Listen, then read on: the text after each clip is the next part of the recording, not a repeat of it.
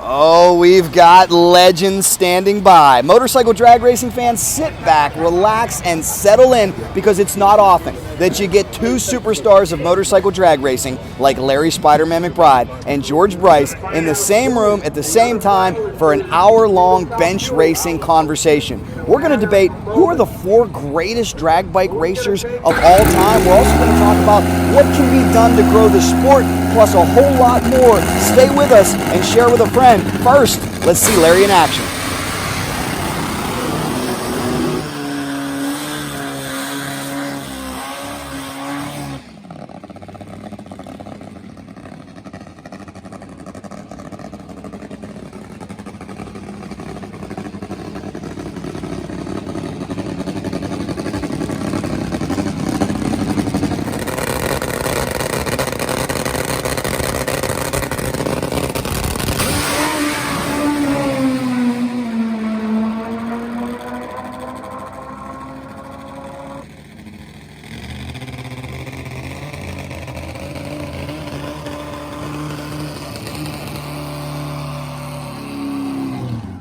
What is up, CycleDrag? You never know who's going to stop by the CycleDrag.com offices. I certainly hope you join us, you share. Ladies and gentlemen, we have two motorcycle drag racing legends in the flesh. Can you believe it? Mr. George Bryce, Mr. Larry McBride. Or I'm sorry, let me give them the proper introduction. And yes, I see the room filling up. If you are just joining us, make sure you share this around. How about it for an 82-time NHRA Wally winner, 6-time champion from Americus, Georgia. Americus. Thank you. I've learned that. Yeah, you know how to cuss, so just say Americus. The one and only George Bryce. Over here from Newport News, Virginia, he is a 20-time Top Fuel motorcycle champion. About 2 months ago, he rotated the earth with a 550 at 264 miles an hour. He is Larry Spider-Man McBride. We've got legends. We've got a lot of topics to cover. We're going to try to get to some of your questions. I see Michael B. Land in the room. Tony Ruggiero. Hello to all. Wow. First off, guys, welcome to California. So happy to have you here. You guys are dressed appropriate, as I can tell. We appreciate that. The guy pays us a lot. I know, that's exactly what I was going to say. At least you get what you pay for. That's right. We had a great day. These right. guys are in town. We voiced the Man Cup Finals from South Georgia Motorsports Park. Yeah. 3 tremendous shows that are going to come your way on MAV TV. We'll keep you updated on air dates and whatnot.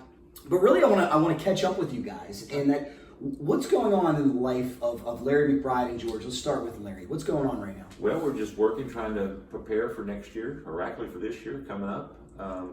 We're actually, trying to working hot and heavy on Jimmy Brantley's new bike, trying to get it finished so he'll be ready to run.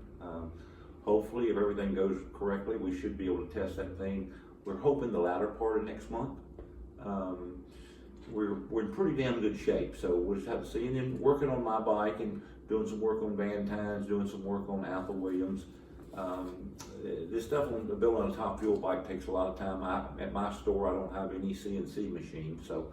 Which is amazing. But the picture we posted a couple weeks ago, Michael Beeland actually had the greatest comment. I got to call him out. He said he was going to report it to Facebook as porn because the parts looked so amazing, all by hand. That's right. Yeah. No CNC. Hand wheels, man. Yeah, Steve he's a CNC. If you can just watch him working, it's just magic, man. He's a tool and die maker by trade, and he's extremely talented at what he does. It takes a long time because Steve won't do anything unless it's absolutely perfect. He's he's completely different at the shop than he is at the track. He's at the track, he's in an element that he is. He always looks mean, but he's not. He's always. That's his resting face. That's his resting face. At the shop, he's always over in his corner doing his work, and he's very serious about what he does. And absolutely. Right now, while I'm out visiting with you, unfortunately, Steve is stuck in his corner at the shop, working where he's actually doing all the heads. We just got all of our, we had the heads from Vance and Hines for Jimmy's bike, and we actually get the bare heads, that they just got valve and seats in them, and then we have to go through and do all of our work to them, and we just got our new valves in. We're actually changing over from stainless to Inconel valves, and hope that's going to help some of our exhaust valve problems that we're having. So he's doing that right now, just trying to get everything, trying to get all the stars lined up, and of course trying to get my bike done. We're doing a lot more chassis work and trying to refine what we worked on this year, trying to get refined a little bit more to work. So the 550 bike, the one that went 550 at 264 needs improvements. It needs improvements, yes. So it's hard to. I know that's hard to understand. It's hard to understand for me too. But we got to convince Steve it's all good. You're never satisfied as a drag racer, right? Well, You're never never enough. satisfied. You never are. If you're not trying, and it's the same thing I've told to some of my other competitors. If you're not trying something, you're really not. If you go out there with the same egg every day, you're going to get the same result. Yeah. And like you just said, I don't really have anything else to prove. So if I go out there and we kind of waller around a little bit, then that's okay, because we're okay. I mean, if you win 21 championships, that would be a teeny bit better than 20 championships. That'd be a little bit better, but we're really not actively going to try to. If we happen to win 21, that's going to be great. But we're going, as you know, we're doing some different opportunities this year. We're definitely doing the Night of Fire in Norwalk, Ohio. Cannot wait for I believe that. that's I believe the date of that's August 8th. August 8th, Summit Motorsports Park, Norwalk, Ohio. Yeah, it's going to be. Maybe even GB will ride on. That's Who a knows, big right? show. Yeah, that's a Can't huge wait. show, and we have some other news down the road that we hope to announce, and we'll know a little bit more about that tomorrow after we have our meeting. Yes. So hopefully, Big meeting. yeah, big meeting. It's only about down in California, and it's only about what 45 minutes from here. 5 minutes, 4 letters. We're not going to give you any more than that, though. That might already be too much. Yeah, Way too much. yeah. So we're gonna have a meeting there, and we're gonna see what happens, and nothing special. And I'm gonna try and go and to a couple of NHRA races myself to watch the Harleys. Top fuel Harleys. I'm a major supporter of all them guys, so that's a lot of stuff that's on my list. I'm not going to actively try to make every single race this year as of right now. If everybody hasn't heard, I had a 3-year deal with Trimtex that was a full-blown sponsorship, and my 3 years was up a year ago. He actually came back on for another year out of the goodness of his heart. Joe Koenig is an awesome dude, man. Yeah. I want to thank Trimtex for sponsoring today's water Thank you, 50th Joe. anniversary. If you're doing a home renovation project, make sure your contractor uses Trimtex. Continue that. Well, absolutely, and Very just nice. as everybody knows, Joe and I are really good friends, and I still support him 110%. And Joe is still with me. He's just not with me on the level that he was with me. He's on the same level he's been with me on for the last 25 years. Yeah. And the last 4 years, he was a full-blown deal. And due to some circumstances out of our control back in November, as Joe was not very happy with the turnout of what happened. And in return to that, and it's not to punish me or not to punish the class, it was doing nothing for his business, he didn't figure. So they basically backed off of some of the motorsport stuff. But he's still a very dear friend of mine. I'm going to support him just like I always have, Right. and no different, and just carry on. And hopefully things are going to change for the better, and Joe's going to be back into our sport, and back into his sport, because I wasn't the only one that got pulled. There's some other stuff that happened along the way, and it has nothing to do. Trimtex is doing better than they ever have in the life of their 50 years in business. That's right. Well, the business side of racing can be very challenging and tough, and I'm glad that there's so much excitement coming for 2020. George, you know all about the business side of this thing, inside and out. Had arguably the greatest sponsorship ever with the Winston deal. Been there, done that. First, bring us up to speed. You're doing an excellent job on social media. We love the tech talk. What's going on? Thanks.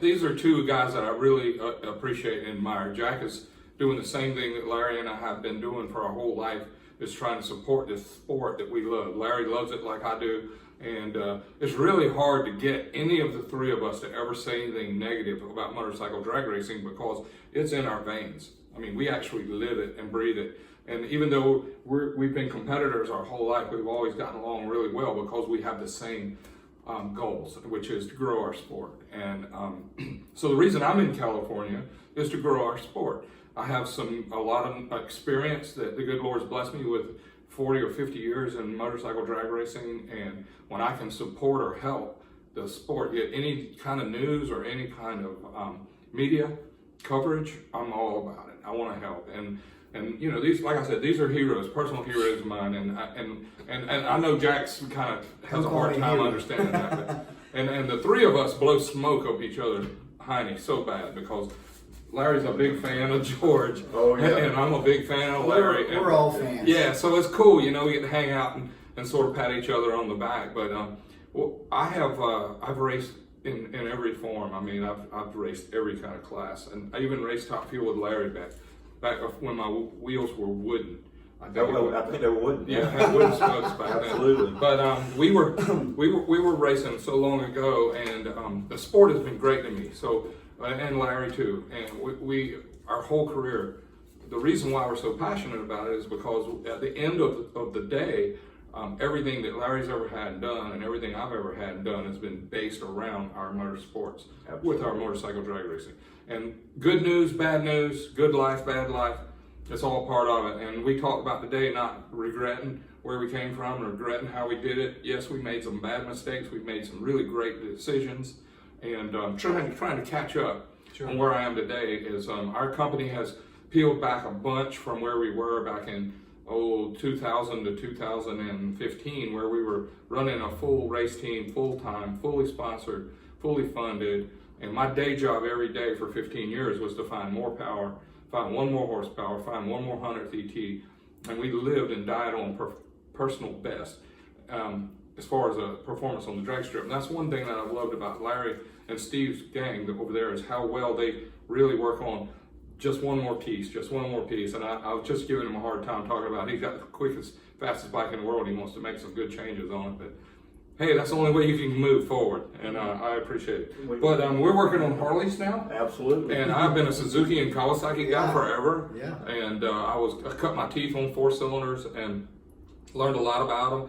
And I went into when SNS approached me back in the early 2002 to help come up with a plan to race NHRA with the V-twin and the big 160 engine that's still pretty popular in NHRA right now. I realized that when I was at the NHRA races and we were racing Suzuki, we were Team Winston, and we had a lot of fans and we had a big following. And when a Harley would go down the racetrack at the NHRA track, and the crowd would go crazy, even if it was an 8-second ET or a 7-second ET, the crowd went nuts. And I was like, what is up with this? And then you could just go 690 on Suzuki, and it was kind of, and I'm not bagging on Suzuki, I'm just saying the NHRA fan, I think 25% of the NHRA fans owns a motorcycle, and if they don't have a Harley, they want a Harley. So it took me a long time to get to that point in my career, and so at Star Racing, Star Power now, we do hot rod conversions for Harleys, and I race back again. I got leathers. I got some new base leathers about a year ago, and I started riding the bike again, and it's rejuvenated my spirit. All my competitive juices are flowing again. I love to go fast, and I focused on personal best. I feel like a weightlifter guy as far as I did go at 935, and now I want to go at 934, and I'm willing to work really hard and spend all the money I can beg, borrow, steal to try and pick up another 100. So. That's what moves it. And he wants to go 549, I'm sure, right? Well, Unless you got that 550 out of it. That's what it's all about. But some of these guys is watching today, and I'm hoping Michael Beeland is watching. Absolutely. And I guess some of the stuff we're trying to get over about our sport, let people know it about sponsorship and stuff. You can never give up. If this is what you want to do, if you think you're ever going to get rich at this, you're definitely in the wrong sport. You're going to, just like George and I was talking earlier, you're going to be able to pay your bills and make a decent living. But our sport, unfortunately, is not a sport that anybody's ever going to get rich. Are they sponsors out there? Yes, they are. As long as you handle your sponsors accordingly, and you got to give them more than what they're paying for. That's right. And I can't strive this enough to people. It's not so much about the performance on the racetrack as it is about your appearance, how you treat people, how you handle yourself at the racetrack. And it's appearance. People don't want to be involved with somebody that has a bad appearance. It's just the bottom line to it. I don't care how fast you are. Yes, we want to be fast and we want to win races. That'll all come. But you can get sponsors without being. How about let me pat Larry on the back right here? Because look, imagine if he had a really bad vision of how his life looked to social media and to the corporate America on his personal life versus how he runs on the racetrack. Right now, corporate America is scared to death of potential negative feedback. And we have to give them a positive opportunity to show them. We can't be negative. Like when I was with Team Winston, it was like going four years of motorsports college. They taught us that how we act anywhere, even at the grocery store, even in a restaurant, especially with our Winston gear on. And if somebody recognized us as Team Winston and we were going to go crash and wreck and overheat a rental car or something like that when we don't think anybody's watching, listen to me, man. Everybody's watching. Especially in today's world, they're filming you. Yeah, all day. As we see, everybody's got a phone. It's all about brand representation. Thank you guys, too, for joining us, too. I saw some comments. I want to say hello to Jeff, Karen, Michael Beeland. Check in, guys. Let us know where you're watching from. Give us a share if you can. We got the Spider-Man. We got George Bryce. We are live on CycleDrag.com Facebook. This will also be available on the CycleDrag YouTube channel. And I want to thank everybody because we're coming up on 100,000 subscribers. We've got Larry McBride videos on there. We've got George Bryce videos on there. They're wildly popular. We're promoting this sport, that's for sure. We're going to try to get to some of your questions, but first I'm going to stump these guys because I'm going to come right out of the gate with a tough one. And I'll give you guys a little bit of time to think about it. This is such a difficult question because there's so many people. I want to know from each of you your Mount Rushmore of motorcycle drag racing. If you could only pick 4, and it can be for any reason and why, no categories. It's going to be hard not to offend a lot of people if you can only pick 4. Your Mount Rushmore of motorcycle drag racing. If you want, I'll give mine first so you guys can think about it. Yeah, please. You want to hear mine first? Yeah. All right. My first, definitely Elmer Trent is number 1. I consider you a derivative of Elmer Trent. So many racers today, from Chris Hand to Sam Wills, they're all a trickle-down effect of what Elmer Trent did for this sport. Last night, you and I were watching a VHS from ADCO 92 and just still when you come down to Top Fuel, who is the godfather of Top Fuel? It's Elmer Trent. Is there a lot of other great people out there? You got the Danny Johnsons, the Marion Owens, the Ray Prices. You got all them people are great people in our sport. They've all done something for our sport. That's right. And Elmer, he was such a mentor of mine, just like Jim McClure, another one. I mean, I can just keep going and naming these guys that are so great. They're so much part of my life. Yeah. But I have to agree with you with Elmer as far as what Elmer has done, what he did with the sport, and to leave us so soon, and the way he left. And unfortunately, George was at the race when Blaine and Elmer both passed away. 1996 U.S. Nationals. Yep. We were doing exhibitions there, so I definitely agree with you. So carry on. Elmer, okay, for my number 2, and again, all you racers out there, please do not take offense because their honorable mention list probably is 100 deep. And if I'm leaving Larry off and maybe George off, okay, so I'm really going to get myself in hot water. All right, for my number 2. For my number 2, I'm going to switch over to the Nitro Harley category. This was a tough one. I'm giving my second face to Jim McClure because he did so much. Ray Price was a very close second because he was right in there. Ray was out of racing for about 15 years himself before, completely out of racing, and then he came back. Ray Price was actually, at one point in time, was a sponsor. Ray Price Holiday was a sponsor of Jim McClure's. So it just goes to show you they were good. But you had a lot of other, Joe Smith back in the day. That was, he's a granddaddy of racing. I mean, you go back and watch all the in his era, he was the man. Right. Okay. So for everybody understand, we're actually talking about. Elmer is still in our era as far as I'm concerned in 1996. Okay. Right. Jim McClure is still. They're the people, and not that we do remember Granddaddy Joe. If you've been in racing as long as I have, but some of these people don't know. Right. Most of them do know the Jim McClures, the Ray Prices. the people that have really done something. And now, now the new deals coming up is Jake Turner. Look what he's done. Absolutely. Ty Tharp, Ricky House, Doug Vansel, all these guys. All the people that are coming back. I consider them a derivative of Jim McClure. They came from the Jim McClure school. You got Mikey Romine. Mikey Romine. That just goes on and on and on. All trickle down from that guy. The trickle down. Yeah, the trickle down. So that's why I say Jim McClure. In fact, in one of your videos, I just posted a Ty Tharp video yesterday, and I caught up with Bob Spina and Mike Romine sitting on the Another wall. one, Bobby Spina. Bobby Spina. Well, I laugh at him. I say, you guys never raced each other, did you? And Mike laughs, no, Jim McClure always took us out. We couldn't get to each other. Yeah. That's how much respect they have for Jim McClure. My number three. Thank you for moving us along, because as you can tell, we talk about motorcycle We're driving. gonna land the airplane sometime. We got to go to the NHRA Pro Stock Motorcycle class, okay? So many legends in there. Honorable mention, of course, Terry Vance. Angel for being the groundbreaking first female. Very tough decision here. George Bryce is in there as well. Very close call. I look at the careers of two guys that I admire the most. There's two, and I think we're on the same page. There's two, but if I had to pick one, you got the late, great John Myers, the late, great Dave Schultz. Simply for longevity and impact, I give Dave Schultz the nod. And John is I'm telling you, a razor close second. In fact, I was thinking about this the other day. We talk about if Dave Schultz was still here, I think we all agree that he would have transitioned into team owner. John, could you imagine if John Myers was still here? He might be 10-time Pro Stock Motorcycle champ. You guys might still be together. John was way too bright and went dim too soon. He was such a short period of time. But you guys, he went from nobody heard of him to a rock star and gone so fast. His history started at second place. You know what I mean? I mean, his first race, he ended up being number 2 his first year ever. And then he went number 1.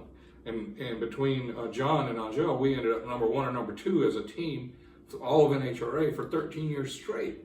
So you're right about that. Those people made a big impact. And of course, none of our races would have been what they are if it hadn't been for Dave Schultz. I just think Dave Schultz made the biggest impact. And somebody, a Pro Stock motorcycle racer told me one time, an aspiring Pro Stock motorcycle racer, I've never seen Dave Schultz with a primered bike, with leathers that didn't match, with a flooring that didn't match trailer. That man was a perfectionist. He was so far ahead of his time in terms of getting those sponsors. Meredith was there washing the truck and squeegeeing the truck by herself. At night in the rain. In the rain. At night in the rain. I saw her do it a lot. We were parked next to him. I'm like, look out the blinds. I'm going, Jackie, come look. Meredith's out here washing this rig. All right, my fourth and final pick. I'm going to take it a totally different direction. I struggled with this one because this is where I thought about including John Myers on the list. But I said, man, that's 2 Pro Stock motorcycle racers. I thought about Ray Price. That's 2 Harley racers. Thought about you. I said, I can't kiss his butt that much, even though I love him. Even though they both deserve it.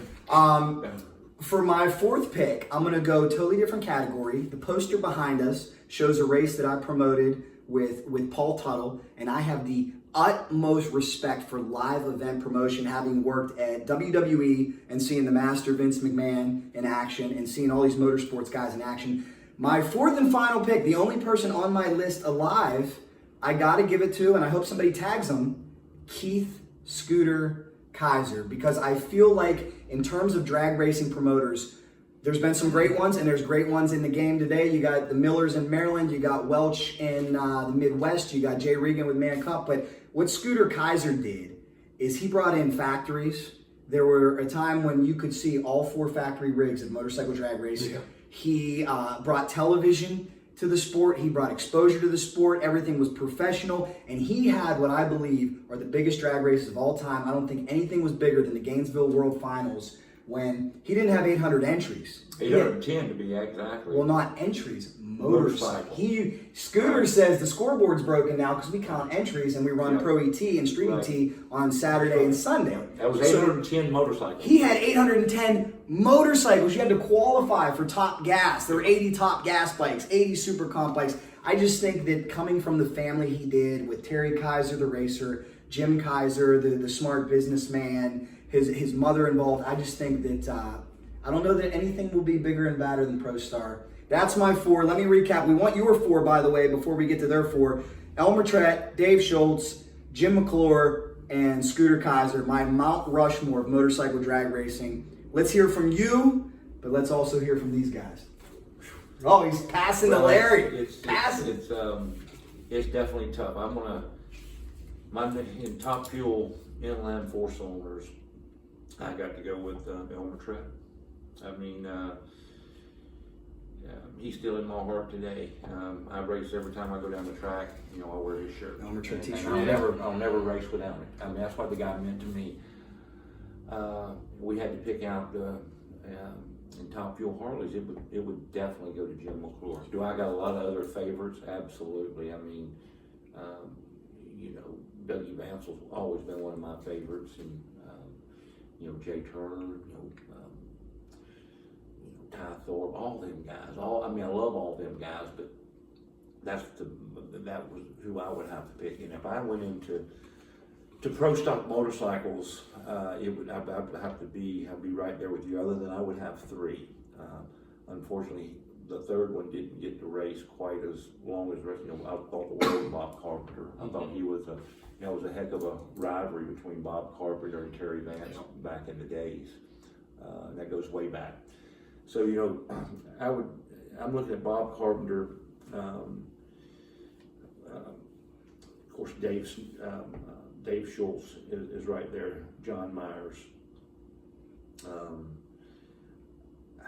No, there's only 4 heads on Mount Rushmore. I gotta remind you that. Yeah. Are we doing 4 categories? No, you can go any way you want with it. That's the great thing. The way I went is just impact on the sport and personal connection.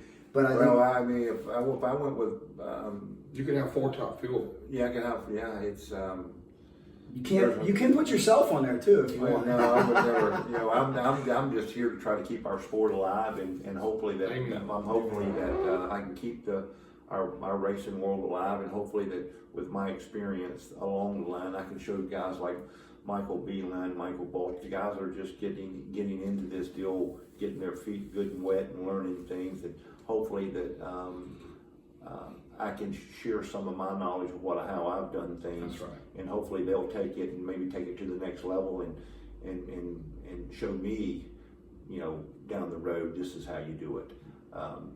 You know, maybe they can better what I've done. But anyway, I'm gonna go with John Myers. You know what? And that's an excellent pick. So you got Elmer Trett, Jim McClure, John Myers. Who's your 4th on your Mount Rushmore? And I struggled with the Myers Schultz thing. I struggled. Well, here I'm going to tell you, it's a guy that taught me a lot. Actually, taught me how to ride Top Fuel and taught me how to ride it the right way. And that's Danny Johnson. Danny Johnson. Dan, tell me a little bit more about Dan. I don't know much about Danny Johnson. Well, For your time, brother. It was for your time. But let me tell you, not only was he, and he did it just opposite of what George did it. George started out in Jap bikes and now he's into Harleys. Danny did just opposite. He started out in Harleys, ended up in Japanese bikes. And that was the case with Elmer too, right? Absolutely. Elmer was the same way. You know, Elmer started out on double engine Harley. You know, when Elmer built a Harley, you know, most people don't even know. I mean, he built a supercharged V motor blower in between. You remember? Yes, blower in between the cylinders. I mean, it was a 60-degree V way back then. Mm-hmm. When he made it on the hand wheels. Oh yeah, when it was just nothing. And I tell you, there's a person that's with me right now that was a major, and I know George will probably remember him. He's helping me at the track now. A guy named John Dixon that was very, very smart in the motorcycle world. And he used to do all Elmer's chassis. So a lot of respect. He had a rocket bike. The guy's just a friggin' genius when it comes to, you know, building stuff. He built the first side-by-side rod engine back in 1973. Built me a side-by-side rod motor in 1977. For you guys that don't know, instead of it being a knife and fork V-twin, it's got rods side by side. Right. Wow. Yeah. So we've been, you know, these motors have been around a long, long time. And then what McClure and them did, they still made a side-by-side rod motor, just developed it and made it a whole lot nicer piece. The overkill. They made the overkill and did a great job, and now, and that's what we have today. We're running not so much as the overkills are we seeing the PRP motors now, but a PRP is just basically is a knockoff re-engineered, a little bit better piece than the original overkill stuff. Sure. Overkill would be right with him today if Jim was alive Okay. today. Keep it going. He'd still developed it. I love it. Guys, That's we're my talking, fault. and you did well. We're asking you, what is your Mount Rushmore of motorcycle drag racing? Who are the 4 greatest and why? Leave your answer in the comments. George Bryce is up next. We'll recap. I said Elmer Trett, Jim McClure, Dave Schultz, Keith Scooter Kaiser. Larry said Elmer Trett, Jim McClure, Bob Carpenter, right? No, I'm sorry, John Myers. You went with John Myers, a good pick, and Danny Johnson. That's all. George, it is your turn, my friend. Well, I've been doing this for a long time too, and Jackie and I started racing in the 70s motorcycles, and common denominator for me through all my career since the very first day was always Jackie Bryce. So Amazing woman there. yeah, she's I don't know where I'd be today, probably dead or in jail, but Jackie. Thank you, Jackie. Yeah, Jackie's been a real good anchor for me, just like your wife has. Absolutely. And Thank you, Jackie was Kathy. always there, y'all. Jackie was always there, Same even as when I Kathy did. was, just like Kathy was. Every time I did something wrong, Jackie was right there. But she was my guardrails, man. You'd run over here and hit the guardrails, Jackie would straighten you right out. But to have to pick 4 Mount Rushmore guys, the first person that pops out in my head is Terry Vance. And Terry Vance has made such an impact on our sport, starting with Byron Hines. And I almost have to put Byron on there because Byron is behind the scenes guy in 50% of the motorcycles that are racing. I got to say at least 50%. Oh, absolutely. I mean, he has something to do with how, and what they did for me, they didn't supply me with products and services as much as they supplied me with competition. I mean, worthy competition. They made the trophies that we have important. They made the wins important, because if it wasn't for Vance and Hines, my racing career probably wouldn't have made radar. So, and I'm not trying to give them a lot of props, because to this very day, I don't think they would give me props for anything, but I'm just saying, those guys were always a pain in my rear end. The second person that made the most impact on me in motorcycle drag racing is gone a long time ago, but he was such an innovator, and that's Russ Collins. Absolutely. Good pick. Russ Collins, you young folks that are watching won't even have a clue who that is, but Russ Collins started the Vance and Hines style of business. He started the Star Racing style of business. Russ Collins had RC Engineering over here in California, and everybody wanted a RC pipe. Everybody wanted a Honda 836 kit. You wanted RC cams, and he had the Sorcerer. He had the Atchison Topeka and the Santa Fe, the V8 bike, the nitro stuff. He helped pave the way for nitro motorcycles to be famous. Okay, that's my third guy. My fourth most important person would be Elmer Trett. And it's third, right? He's not the third most important, but in my life and my career, I've got the same issue that Larry has with him. Elmer was a phone call away, in and out, all the time in my career. He would call up, and he would get on the phone, and I'd answer, and he'd say, George. I'd say, yeah, who's this? He'd say, this is Elmer. Oh man, my face would light up, and we would just have a tech talk. Yeah. He was looking for advice, or he was looking for some supporting evidence to where he was getting ready to go next. And I promise you, I reciprocated 180 degrees every time. He was such a great resource for me. And the reason I picked Byron is because Byron was that also. Byron was such an innovator, and when you win in motorcycle drag racing or any drag racing, you got to have imagination, you got to have personnel, and you got to have funding. And if you got a great imagination and you have great funding and you got great people to work with, there's a great chance for you to win.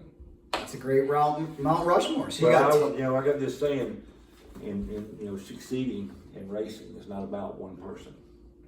Succeeding in racing, it's about the whole team and people outside of the team. If you don't surround yourself with the right people, you're not going to go anywhere. And right now in my racing career, I've got the Bill Millers, the John Dixons, the Alan Johnsons. It's a nice Rolodex. The Byron Hines, the Andrew Hines, the Mad Hines. It's even a better Rolodex. Eddie Craver. You start lining all the people that I have George Bryce is Man, they're on speed dial for him. That's what's so cool. Yeah. He's got him on speed dial. So you surround yourself with all these people, and each one of these people have a knack at certain things. Of course, now, talking about Byron, he has a knack about everything when it comes to a motorcycle drag racing, period. What a genius. I've been with them, I've been involved with Vance and Hines since 1985. So they're like family to me, too. And they've been good. It's just like George and Jackie. And even though Vance and Hines and Star Racing were serious competitors. We never got along. That was great rivalry. As a fan, they didn't really get along. Yeah. But that has nothing to do with me. Right. So I'm not going to alienate because this person don't get along with this person or this person don't like this person. It ain't that they don't like each other; it's that they're hardcore competitors. That's right. They are. That's what it meant. No doubt. It's they didn't share secrets. Okay, No. they went out to win a race and every time. And things have changed in today's world, especially in our little racing world that we're doing in This little fishbowl we're in. Yeah. When you go out and you're in the NHRA deal, and especially back when y'all were in, not saying anything, it's really competitive today, and it's the same way. You've got to really, it's a tough deal. And the pro stock, and I have to say this about pro stock motorcycles, is that's probably one of the, if you're going to go into a class, it's probably the hardest class that you can possibly go into. And it don't necessarily, you can have more horsepower than the next person with not a problem. But if you don't have the technique to ride it, one wrong movement just costs you 1/10 of a second. Right. One overshift just costs you. And the whole field is within a 10. That's right. Exactly. Just one shift. Just you go out there and just that little move, that's 1/10 of a second gone. I want to say something that kind of parallels what Larry said. The trophies that we have at Star Racing, the 82 NHRA Wallies and the 6 championships, that wasn't me. I was the guy that facilitated these people. I was held responsible for the finances and some of the decisions, but the personnel, the people that made it famous, the late great John Myers was such a wonderful racer. Angele Sampey, good grief, she changed the world. Sure did. Ken Johnson was with me for 32 years, and Ken and I were like peanut butter and jelly on making a motorcycle go fast. And we just didn't ever compete against each other. We just worked together to get our trophies and our championship rings. And I just want to say that out of all those 82 Wallies that are at Star Racing, the other 82 are at Vance and Hines. Yeah. I just want to say that because they have, I don't know how many they have, but during the time we got 82, they also got 82. And there are other people that won some races, but it either pretty much had a Vance and Hines package or it had a Star package. And that was really all about pro stock in its day. So. And that's a really tough class. It's very tough. And what I wanted to say about the rivalry you guys are talking about from a fan's point of view, like I said, you guys are much closer than me, but I know all parties involved. I saw it. I'm going to say a competitive rivalry is what makes a class. Right. And you guys produced that. And I also think, especially as people get towards the end of their careers, mutual respect is born out of a rivalry. The Yankees and the Red Sox want to kick each other's butts out there on the field, but I guarantee at the end of the day, they respect what each other has done, and I think that it goes for you and your rivals as well. Well, and I think sometimes, and the social media creates this, and I go on, I read some of the statements that that Vance and Hines gets bad things said about them, the Harleys this, Harleys that. To be honest with you, NHRA is trying to put it, they don't run NHRA. They have to put things through just like everybody else does, just like Star would do. And when the Buell came out and all of the stuff that was going on there, a lot of stuff that Vance and Hines has done, a lot of the racers don't know the behind the scenes that Terry Vance has done to build what he's done for the pro stock. That's why I put him on my Mount Rushmore. Yeah. Because he's made such an impact on my career. And he made such an impact on my business, and he made an impact on my favorite George sport. Bryce could possibly not be George Bryce in the motorcycle racing industry if it wasn't for Terry Vance. That's right. And that's where Terry stands, and that's what he means in this sport. And they, I'm not in the inner circle in the pro stock deal, so I know they have their issues and what. So I'm not in there, so I don't know exactly everything that's going on. I'll tell you later. All I know is it's a really tough class. Maybe we'll go live over a few iced teas and cheeseburgers and a couple hours, then you get the real scoop. Guys, I want to switch gears here, and this is great stuff here. Speaking of NHRA, speaking of motorsports in general, guys, I don't want to be Debbie Downer here, but we're in a little bit of a pickle. As we can tell, we got two legends, but unfortunately, you guys aren't getting any younger. Neither is the motorsports community, especially when you go to the NHRA races, which we all love. We've been told it's an aging fan base. It's an aging sport. We're going to go to Supercross on Saturday. We're going to see a lot of 20 to 30 something. Even that crowd is getting a little bit up there. There's a big concern that millennials aren't into motorsports. Even a bigger concern that no one talks about Gen Z. Gen Z is the kids that are in high school and college now that they don't even want a car. Or know how to use a screwdriver. No. Amen. Jackie Bryce is teaching school now, and she teaches righty-tighty and lefty-loosey. And the kids' first thought was, they thought that the left hand was for loosey, and they thought the right hand was for tighty. Didn't have a clue what she was doing. Well, I'm just saying, though, it's not interesting to them right now. I don't doubt you. I don't doubt you. And the amount of kids who are 16 right now who have no interest in getting their license and simply aren't interested in automobiles is staggering to me, because I know what my mindset was. That was freedom. I wanted it more than anything. The question I have for you guys, what can be done, if anything, to save motorsports? What's it going to take to get your grandson? Well, I take him to the shop with me, and I've learned him. He knows how to set it. He's 6 years old. He knows about torque wrenches. He even knows how to set it. I have to help him a little bit to make sure he gets it on the right number, but he knows to pull it steady.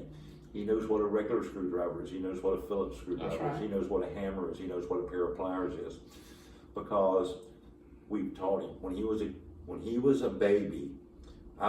That's the kind of stuff I got him for Christmas, a toolbox, his own toolbox. So he could take stuff apart. So he knows what a hammer is. He knows how to take a hammer and hammer a nail in. He knows how to take a screw and screw it into a hole. So how do we create more of him? You know, That's the question, right? and I tell you and then of course, here I'm going to use the George Bride, that this is just my opinion only. I'm a motorcycle racer, not a psychologist, so I don't have a clue. I think it falls on the parents. Okay, that's just my opinion. You got to spend time with them. And the problem we see today, we have millennials that are parents. You know what I'm saying? Ding, ding, ding. That's what I'm getting at. Ding, ding, ding. That's what's coming. Unfortunately, they want to be on their iPad and they want the key here. Get on your iPad and leave me alone. That's right. You know, and that's what's happening. And that's what I have to commend the little town that I live in, and that's what I have to really commend my daughter and her husband on, is keeping them involved in sports, because that's another thing that's going huge. That's going not as good as it should be going. That's here. right. We need sports. We need a winner and a loser. Our society is teaching that everybody gets a trophy. And I went to a car show not long ago, and every entrant got a trophy. I'm gonna tell you something. That is sad.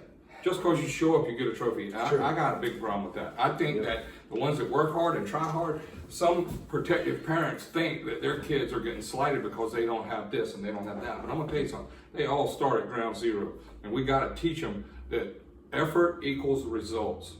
That's what I want. And it's exactly what we got to do in our sport right now. Yeah. In our sport, in motorcycle drag racing, it's that's why I try to spend as much time as I can with the children at the racetrack. Great job. Trying to show them the motorcycle, set them on the motorcycle, try to keep them interested. And it's the same thing we all go. And I know sometimes it can happen at the most inconvenient time, but you know, what's 3 minutes, 4 minutes, 5 minutes? When we just take that little bit extra time with that young, whether it's a male or female, impressionable and you do something to put that impression that sticks with them, and whether they ever come into our sport or not, still they're going to come back and see our sport, because they're going to remember when they were the kids. It's a big deal. It is a big deal. And I'm concerned, and I am certainly not anti-technology. As you can see, we've got about 7 phones set up. So I like technology. What concerns me is the lack of drive that we're seeing out of some of these kids now.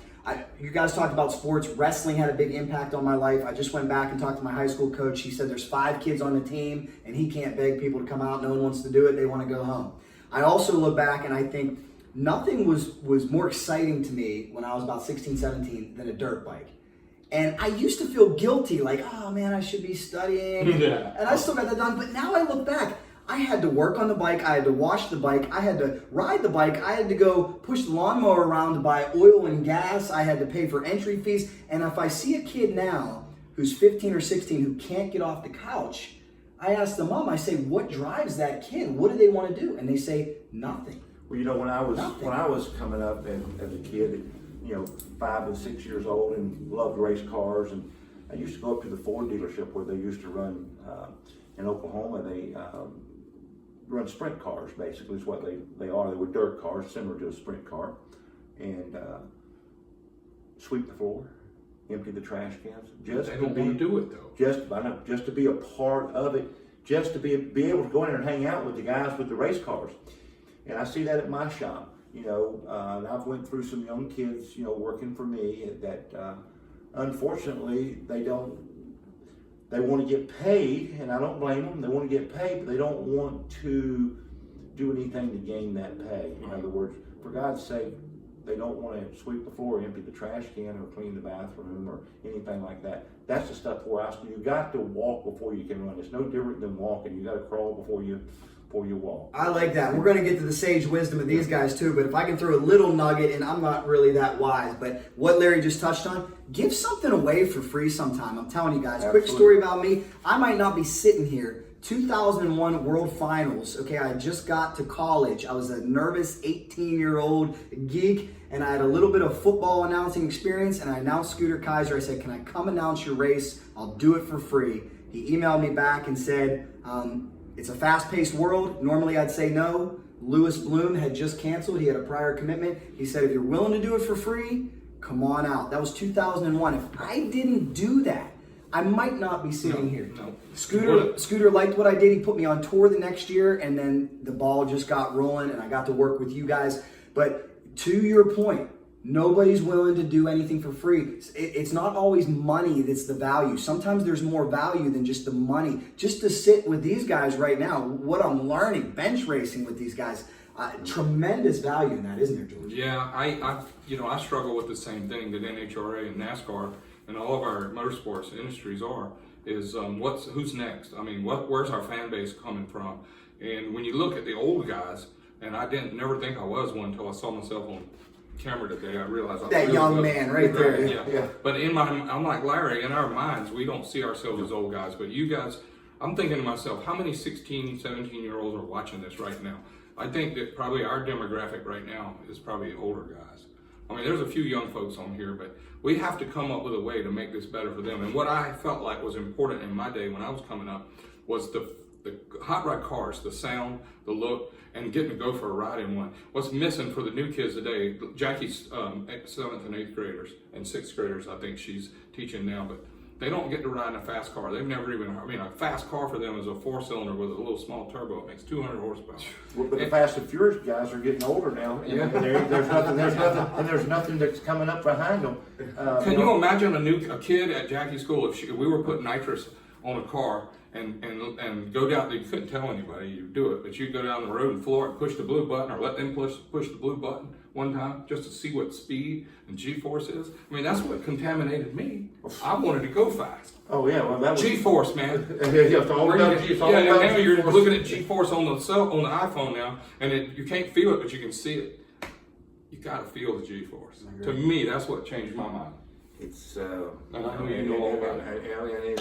And I love the cars too. I love car racing too. So it's all. I don't have a great answer for you, Jack. I don't either.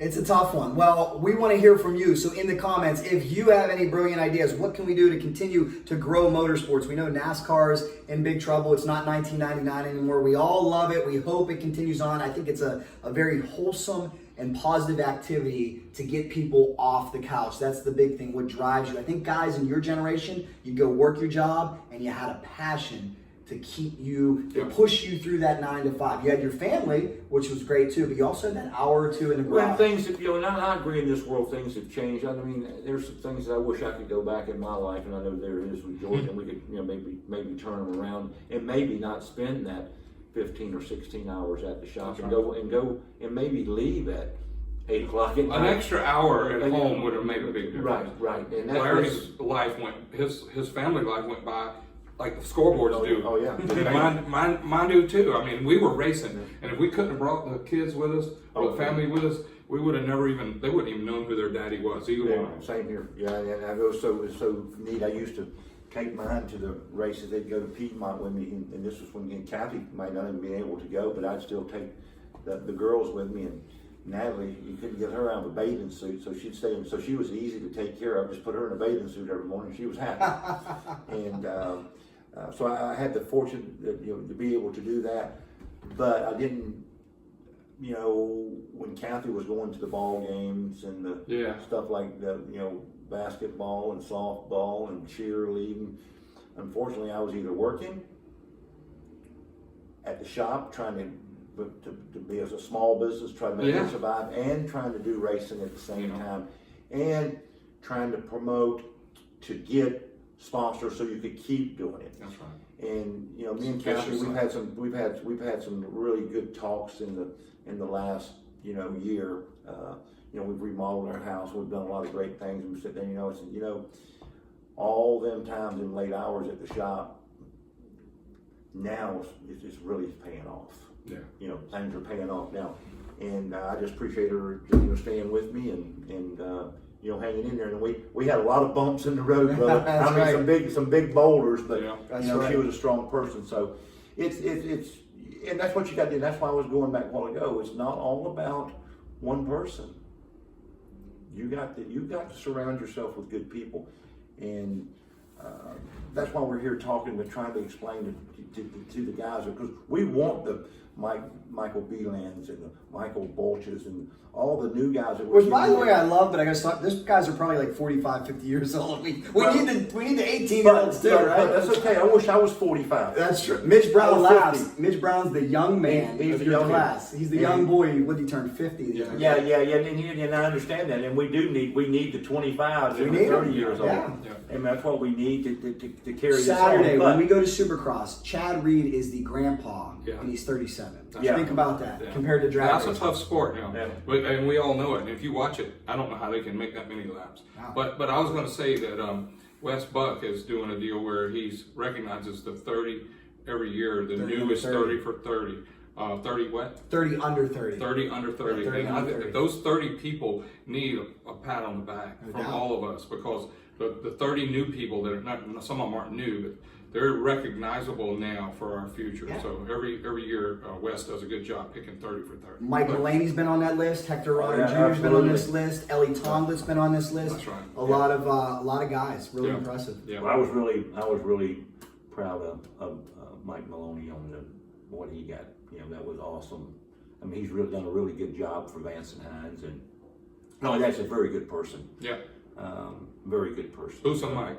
That's right. Boosa Mike. Mike. Boosa Mike. Boosa Mike. Me and Boosa Mike, we went like this a couple times while we were racing. That's about it. That's about it. Yeah. Well, Boosa Mike, I'm going to blow him up. His dream is to get on a nitro bike, so he keeps twisting Terry's arm. Uncle Terry, put me on a nitro Harley. And Terry said, "You think you can ride a nitro Harley because you've been on a Boosa? You need some more laps, son." Well, I'm going to tell you, I'm going to prove it. I can prove this by Jimmy Brantley, because I built the bike. I mean, well, I didn't build his first one. He bought the first one from, one guy we left down earlier in this crew that was from England was Brian Johnson. Oh, man. Yeah. But, another Legend. and Puppet was another Puppet. innovator. I'm saying we could have a list of 100 probably. Oh, yeah, we could only pick 4. I left out a bunch of heroes out of my list. Brian Johnson goes on the England, the Europe Mount Rushmore. That's for sure. That's right. Yeah. So it's I want to add one more part too that I want to say that we can't leave out based on the history Yes. and the impact on our sport is Frank Hawley's vision to bring motorcycle drag racing into his drag racing school. And when he asked me to get involved, I actually worked with Frank for 23 years, and we had 900 students. I signed over 100 NHRA professional licenses. And I want to tell you, when you got Frank Hawley's signature and you got George Bryce's signature on your Pro Style motorcycle application, I would imagine at NHRA, after 100 people came through that were either really good or not scary, they didn't look like a risk. right. And then when it would come through, I can see it like this. Oh, Frank George. Here's what I got to turn in tomorrow. I don't know if you can give me any signatures or not, but I got my license papers right here. Yeah, right let me here. tell you something. You can't buy my signature. Okay? for a You license. can. And here's the thing, is I know there's some folks out there that want you to come race, and you just mail them your stuff and they'll sign it for you. But George Price is not that way. Frank Hawley taught me that in order for you to get a professional license in NHRA, you have to prove your thinking capacity and your ability to react in a really, really tough environment. Yep. You got to be able to do that. And if you're just hanging on for dear life and driving around out there, it's really scary and it worries me. Okay, so when my graduates, I watch them every Sunday, man, go down the track. You can tell the ones that know what they're doing. I had the pleasure to sit in on your school, and I want to tell you, it was like church. George is amazing. From the timing system education to picking out a target at the end of the track to the sports psychology aspect, which I don't think drag racing gets enough credit to the average fan. I don't think they understand that winners and losers are being determined by tens of thousands of a second. That's right. It is a sport, to me, in layman's terms, I try to tell people this is golf. Thousands of a second. That's right. This is a sharpshooting. And I was told that a dead tie, numerically, the left lane gets the win by default. Can we have a dead tie? Is that possible? Well, what I'm saying, there never is no win line. If both of them are exactly identical to the numbers, left lane gets win by default. Do you think that's ever happened? Oh yeah, I've seen that. I've actually had to mail my trophy to another person. Absolutely. Well, boy, you're lucky you cut a light on Ian King then. No, in the that was final we beautiful. saw today. So. Man, that guy did his job on that run. You did your job. 592 to a 592 in the top fuel final. You don't see that too often. All right, and if you did a 593 or a 200 light, you would have been 19 champion. That's right. That's right. I would have been. No, you'd have been 20. You wouldn't be here. It'd still be angry. Yeah. You wouldn't have flown out. Yeah, It'd be that's sulking right, in that's right. Virginia. That's right. Nothing against England, but USA, baby. I don't care.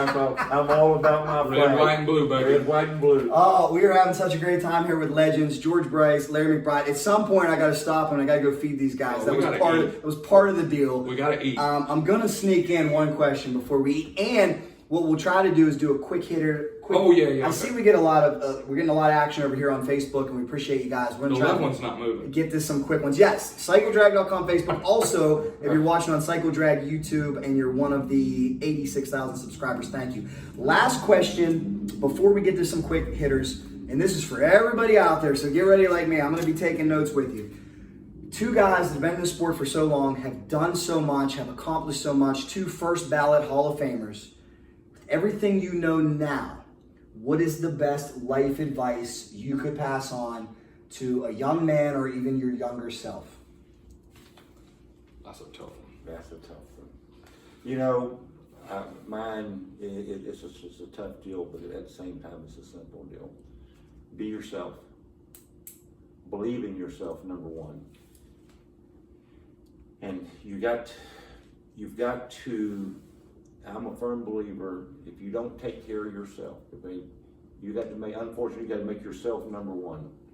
Okay, that might sound a little weird, but if you don't make yourself number one and take care of yourself first, you can't take care of your wife, your daughter, you can't worship God, you can't do anything that you want to do. If you're no good. So you have to do yourself first. Yeah. Everybody else has to come second. That's my best advice. And you got to treat people how you want to be treated. Amen. You know, if you want to be treated like crap, then you treat somebody like crap. They'll be glad to return the favor to you. Consultations, I hate. You ain't gonna say you're gonna have an argument, you ain't gonna have a disagreement with your wife, your friend, or whoever. That don't mean you don't like them, because you got a disagreement or something like that. You don't love them or whatever it is. But you have to treat people the way you want to be treated. That's right. God loved everybody when He made us in His likeness, and so you are special. That's something you have to understand.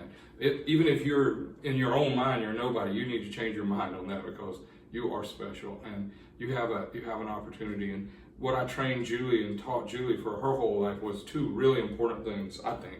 And I've been very fortunate to have 100 employees come through Star Racing in my career, and they were all like children to me, and we were all learning how to personnel dynamics. And what I will tell every person and young person on here is you are in charge. You are in charge of how much money you make. You are in charge of your value. You are in charge of your stock value. You should go to work and get up every morning, and you should be responsible for your value. You are responsible for that. It's not somebody else's fault you don't. It's not somebody else's fault you have it or you don't have it. And too much credit goes to people that don't deserve it. You are responsible for you. And when you think things are going bad, it's a really easy thing to fix in your mind. Ride over to St. Jude's Hospital. That's all you got to do. Man, if Ride over there and walk through St. Jude's. You think you got it bad. You're feeling bad. You're feeling down. I'm nothing. I'm not really going nowhere. I'm not done this. Walk. Just take your car in any major city. There's a St. Jude's. There's Shriners Hospital. There's all kind of stuff. Just go through it. They'll be more than happy to give you a tour. You're going to come out there a different person. Yes, you will. You're going to say things are not as bad as I thought. Thank God you got what you got, brother. The last thing that I was going to tell you that I taught Julie a lot was make good decisions, man. Make good decisions, because you got to make decisions all day long, and you get the choice to make a good one or a bad one. And if you make good decisions, you got a chance. So that's how that is sage wisdom by you guys. I asked Rob Muzzy, what's the greatest life advice you can give? He said, try not to do things you regret later. And I thought that was so profound, coming from a man with his experience, with everything that he's done. This has been awesome. I'm going to get these guys something to eat. How about for 5 more minutes, we open it up, we take some questions here. This is your opportunity, Facebook land. Bring us some questions. We'll try to give quick hitter answers. By the way, Facebook, if your comment's not popping up, I apologize. Sometimes we can only see so many. Let's have some questions here. I know a lot of you are watching. Hello to Bob Cashin. Ed Johnson joins us. So many of our friends have been watching. Sometimes it takes a few minutes, but one question I see somebody asking right now: greatest moments of your careers. If you can quickly, I know we can talk about this for an hour. Greatest moment of the career. 1999, the first 599. Awesome. beautiful. I guess doubling up at Indy U.S. Nationals, Wax Shop Dash, and the U.S. National winning some U.S. Nationals. I think they always hit a home run in my world. Have my family with me, have it documented on TV and stuff. So it's hard to pick out one because my career was so great. I'm not talking about me. I'm talking about the opportunities that we have. What year was that, you know? A couple of times. John Noonan of Wosner Pistons asks George's favorite single win. So did you just answer that one? Well, I guess you got to do it with a single win. Yeah, a single win. I guess the first time Angel won the race was really big because of the amount of effort we put into it, getting to that point, coming out of nowhere and going to win Amy Troy race. And the first time for a woman on a motorcycle, that was awesome. That was really, really big. We just watched the VHS on that. Someone wants to know, is George having any more drag racing school? By the way, guys, we are taking your questions, so bring some questions for the next 5 minutes. We'll take them. Any more drag racing schools ever planned for either one of you? It's possible. Just right now, I'm not in a position to do it, but I think it needs to happen. Shout out, a question for me. What's your single favorite interview from Donnie Taylor? Of course, George Bryson, Larry McBride. That was an easy one. Again, guys, we're taking your questions. Thank you, Joe. Joe says, great conversation. Oh, here comes a very personal one. Thomas wants to know, GB, the day you got saved. A religious question. Yeah. August 14th, 2014, changed my life tremendously. And I want you to know that Julie Bryce, God bless her, she's the one that brought Daddy to church. So I'm thankful for that. God bless. Michael Beeland has a question here that I know is for Larry. How much money to bring Blue back? I'm sure he means with him as the rider. Because Blue, the first motorcycle in the fives, is still waiting in your shop, ready to go. All the parts are there. Well, you know, Michael, it's not about the money. It's about the bike. And I'll just be right up front with you. That bike will never run unless I ride it. Well said. Steve Johnson, George, who do you like TTY? What's a TTY? I'm that one I'm going to remind. He does a lot of that acronym stuff, and I'm not savvy. Hello, Steve Johnson, though. I would love to know your... Yeah, Steve Johnson. Who's my favorite? Steve Johnson. That's a good pick. Was that a question? Now, you've worked with him for years. You guys go way we're back, friends huh? from way back, yeah. It's very cool. Guys, we're taking your questions for a few more minutes here. If you want any quick hitters with the Spider-Man and George Bryce. Spider-Man, I got a quick question for you. What's it feel like to go 264 miles an hour? Can you believe that? You were there. You saw it. It's hard to explain. You get that woman to explain to me what it felt like to have a baby. Now maybe I can get her to help me and tell me how I go fast. I don't know how to. I can't do either one. I can't go 264. It was a great feeling. I can tell you that right now. I was more happy for my brother and my crew, Yes. Bo and Stuart, Chuck and Charlie, and John, all of my guys, Bill, all my guys. I was more Starting happy line with him. reaction. Yep. I was in the bleachers right at about 60, 70 feet when he took off, and I just walked up to see it. I walked up there and said, and he took off, and it was all fire all the time, and the starting line reaction of those boys you just named was priceless. I have chill bumps right now. All right, well, It was priceless. You know, and I tell you, it's probably the happiest I've ever seen George. I've never seen George so excited about me going fast. He ran up to my trailer, was going crazy. I loved it. Oh yeah, it was awesome. So, Steve Johnson says, now how do you like, I'm not sure what that one means. Hello to Mark Bayo, he's watching. Just had a question. George, what do you think about the explosion of bagger popularity? I think it's a great thing because what's really neat about it is when we get a little older, the guys my age and Larry's age, we like hot rod Harley Davidsons, and even if we don't have one, we love them. And I'm a racer, man. I'm a racer, and if I can help somebody that's my age go drag racing, maybe even younger, 20, 30, 40-year-old guys that want to get into hot rod Harleys, that's my line of work, my love. The reason I'm out here is to answer that question. Name disappeared quickly. Your first motorcycles, each of you, first motorcycles. my first one, Yes. mine was a CT90 Honda. How about you? My first street legal motorcycle was an H2 Kawasaki, the blue one.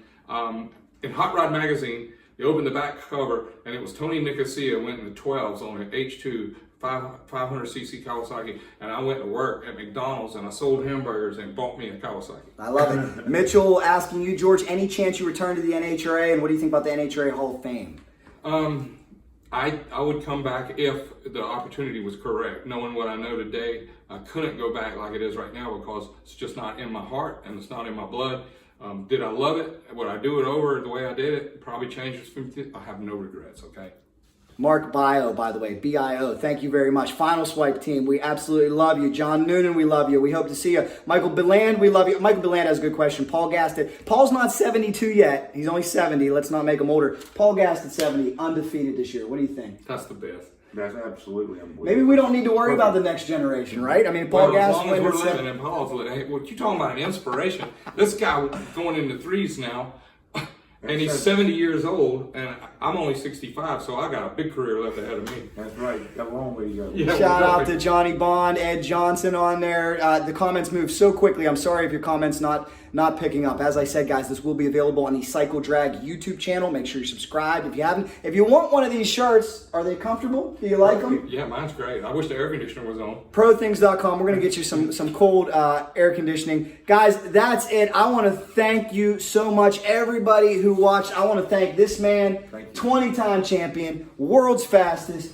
NHRA Pro Stock Motorcycle legend, 82-time NHRA Wally winner. You told me I'm not allowed to brag about that, but I'm always going to brag about It that. was 11 different drivers. That's all right. You know what I told him too? For anybody out there that says George Bryce isn't a 6-time NHRA champion, I asked them, how many times is Bill Belichick Super Bowl champion? Because he coached the New England Patriots, and this man coached to 6 NHRA titles. It was awesome. Thank you guys so much. Much more coming on CycleDrag on YouTube. And also CycleDrag.com on Facebook. We're going to get these guys something to eat. Don't forget to support the people that support you. That's right. Right here. We got some good ones. Thank you guys so much. We're having fun. I think I'm going to make them watch some old VHSs now. Look at this. Star Power. Anything we'd like to add here before we go? Thank you, Jack. There you go. Star Power, guys. Thanks so much. God bless you. Penguin Enterprise. Take care of yourself. We'll see you at Supercross. That was good. That was a lot of fun. I want to thank Larry McBride, George Bryce. Hey, we even caught up with Snake from CP Pistons. We had a lot of fun. I really hope you enjoyed this. Make sure you leave us your feedback, questions, and comments. Wait a minute. Is it the legendary Jesse James? Are you really the legendary Jesse James? Sometimes, only in my own mind. What do you got on your hat? CycleDrag. You're the man. Do you watch the CycleDrag YouTube channel? No, but you should. We hope that you'll start watching, and I appreciate it. Yep. I am George Bryce. I am very, very thankful for CycleDrag.com on Facebook and CycleDrag on YouTube. And I have been racing for a long time. I won a lot of races and had a lot of championships. And I'm very thankful for CycleDrag.com. 6 NHRA championships, 82 Wallies, and some fast baggers. Thank you very much, George Bryce. Do you like to watch at home on your phone?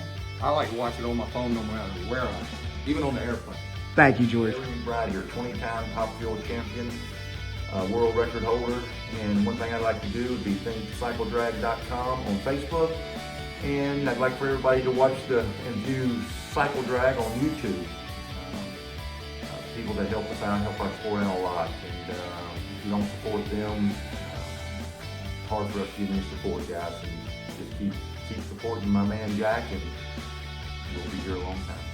I hope you enjoyed this video. Please remember to subscribe to CycleDrag on YouTube, like CycleDrag.com on Facebook, and we'll keep it coming. We are here to promote fast motorcycles all over the world. If you have any friends who you think may enjoy this, please refer them. They are always welcome. Thank you for the comments, the feedback. We appreciate it, guys. Thank you for subscribing to CycleDrag on YouTube. Thanks so much, guys. Simply hit subscribe, smash the bell for notifications, like CycleDrag.com on Facebook, and we'll keep it coming. Leave us your feedback on this video.